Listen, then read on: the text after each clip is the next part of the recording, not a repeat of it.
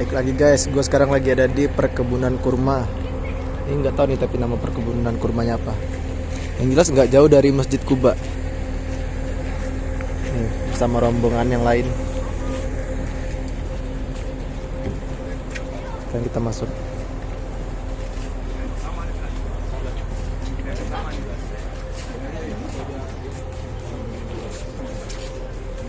Perkebunan Abu Faisal.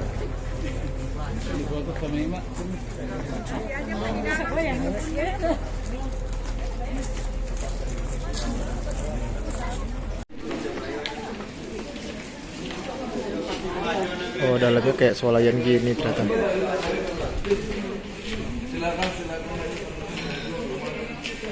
Ada coklat-coklatan juga.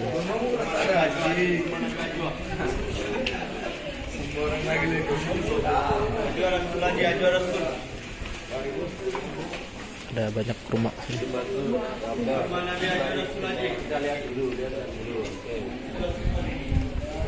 Kurma Rabi'ah.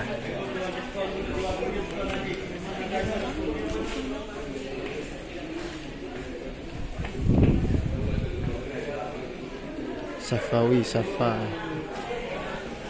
Ada banyak coklat-coklatan juga.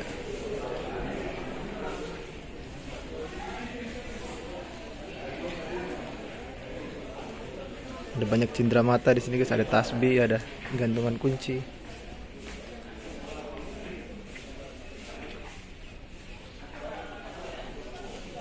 Parfum-parfuman.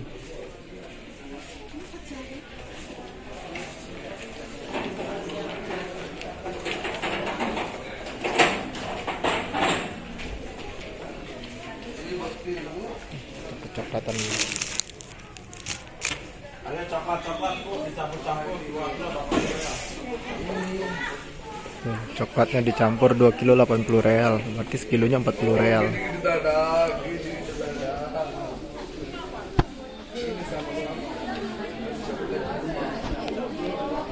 Ini ada kurma-kurmanya nih. Kurma Ajwa, Ajwa Madinah. Jadi kurmanya hitam.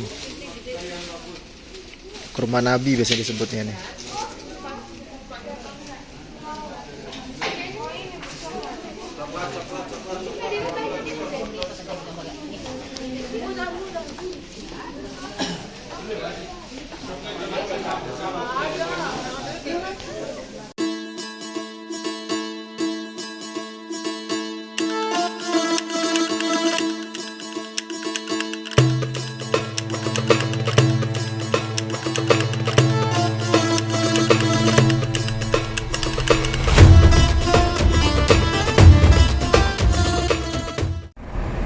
Guys, sekarang gue udah tiba di lokasi Jabal Uhud. Nih, ini masih di parkirannya. Jadi ada banyak bukit-bukit sana. Seperti biasa di tempat-tempat wisata pasti ada aja yang jualan-jualan kayak gini.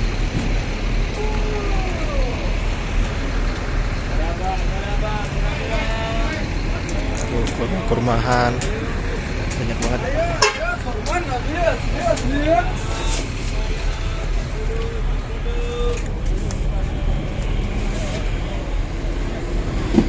Seperti biasa ada merpati di mana-mana.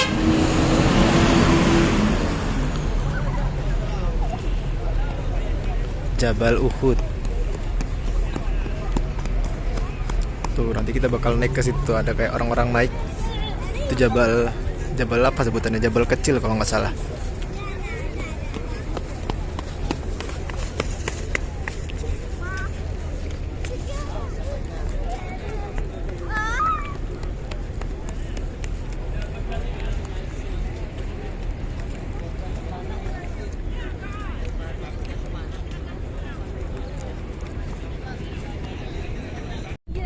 Nah, ini dia Jabal Uhud.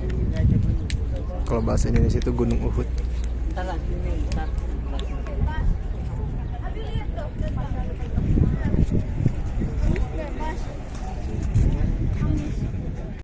bermanfaat buat kita. Sebagaimana janji saya waktu kita sama-sama di lounge, kita bukan cuma ibadah tapi ada nilai informatif yang kita dapetin, minimal pengetahuan tentang sejarah. Sekarang kita berada di wilayah Uhud. Di sekitar kita ini ada gunung. Gunung itu bahasa Arabnya Jabal atau bukit. Jabal Uhud atau Gunung Bukit Uhud. Kenapa dinamakan Uhud?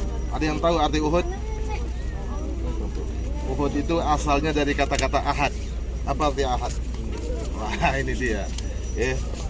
Bukan artinya minggu ahad, bukan. Ada dua versi. Ahad itu artinya menyendiri. Karena gunung ini segini sendiri, yang lainnya gunung di sana. Yang kedua, ahad itu bisa berarti bersatu. Karena gunungnya ini panjangnya 7 atau 8 kilo dengan tinggi 120 kilo. Dia nyatu. Biasanya gunung begini, gini. Dia enggak. Itu dua versi kenapa dinamakan Uhud. Rasulullah pernah satu hari naik ke Gunung Uhud. Rasul, Abu Bakar, Umar, Utsman. Lalu ini gunung bergetar. Lalu Nabi bilang, "Uskut ya Uhud. Diam kamu Uhud. Fa inna 'alaika nabiyyun." Di atasmu ada seorang nabi. Wa siddiq, dan Abu Bakar maksudnya. Wa syahidan, dan dua orang yang akan mati syahid. Betul, Umar dan Utsman mati syahid kan? Dalam riwayat yang lain, Nabi pernah bersabda, "Hada Uhud." Inilah gunung Uhud. Jabalun yuhibbuna wa nuhibbuhu. Inilah gunung Uhud, di mana gunung itu mencintai kami sebagaimana kami mencintai dia. Maka tadi kata Ustadz Faris bilang, potongan gunung ini nanti akan ada di surga insya Allah.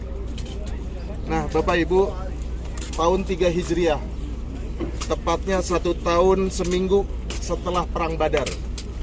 Jadi Rasulullah pindah dari Makkah ke Madinah. Tahun pertama ada perang-perang kecil lah, nggak ya tipis-tipis perangnya. Lalu tahun kedua ada terjadi perang Badar. Tahun ketiga baru terjadi perang Uhud.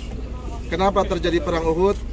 Karena kaum kafir yang kalah perang di waktu perang Badar balas dendam di sini.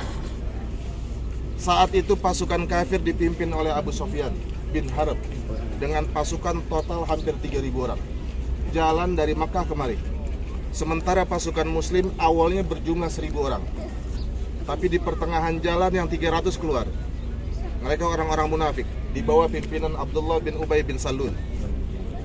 Akhirnya total 700 melawan 3.000. Itu artinya 1 orang lawan 4. Kan begitu. Rasulullah sengaja pasukan muslim di sana. Jadi ini pasukan madepnya ke sana. Jarak antara sini sama Nabawi 5 kilo lebih. Madep sana sengaja bentengnya Uhud.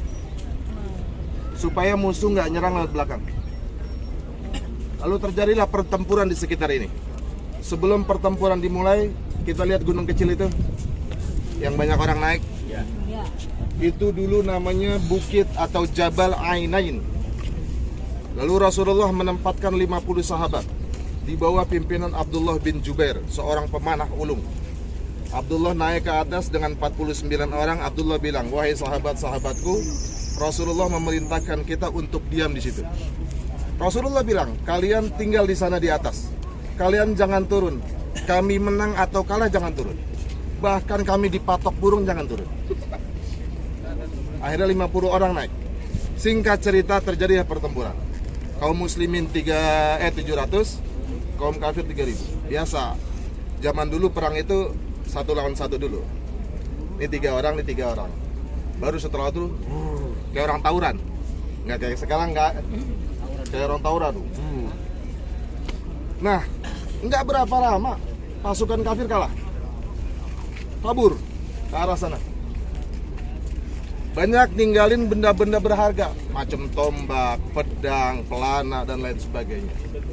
Lalu orang kaum muslim ngambil tuh harta, apa namanya? Harta ghanimah, harta rampasan perang. Dan itu halal, boleh diambil. Kita perang lawan Malaysia, orang Malaysia kabur, kita ambilin hartanya boleh. Dan itu boleh. Nah pasukan muslim ngambil tuh.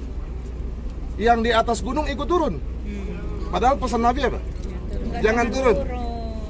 Maka 40 orang turun, sisa 10. Kata Abdullah bin Jubair, komandannya, jangan turun. Sebab pesan Rasulullah jangan turun. manusiawi itu, Bu. Ya. Dari zaman dulu orang udah silo sama dunia. Turun. Lalu ngambil-ngambilin tuh tombak, panah, pedang segala.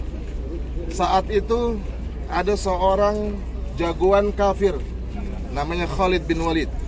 Masih kafir nih. Penunggang kuda.